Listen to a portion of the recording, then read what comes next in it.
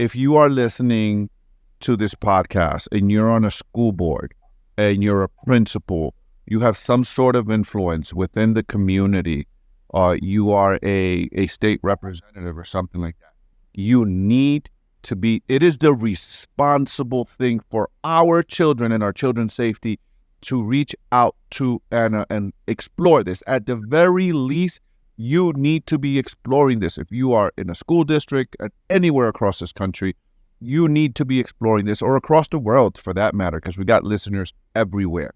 For our children's safety, guys, I am pleading with you. So Anna, can you explain to us how this device works, please? Okay, so the kids run into the classroom. This is them going into the classroom. They close the door.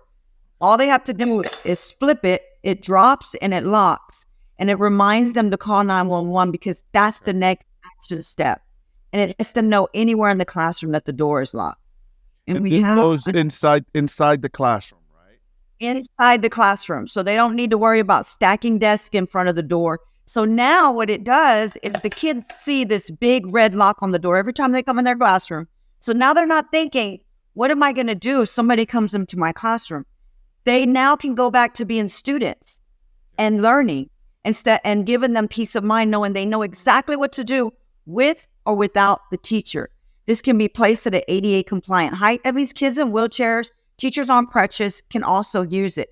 It needs to be easily available. You can't ask a teacher to go get a key or go get a device and run back to the line where the perpetrator is coming and you got 10 to 20 kids screaming in the classroom. When you have 10 to 20 kids, those kids should have the device to be able to go into action. It should not be just on the teacher.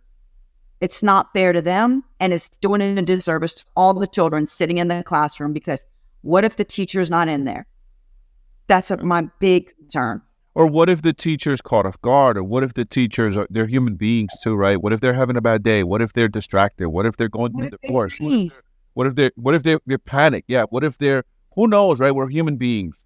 They died that morning and they just can't hear, they can't see, they're just depressed for whatever reason. You never know. That's right. And I think it's important. And we have an unlocking mechanism for the schools, for emergency personnel, because they need to have that as well.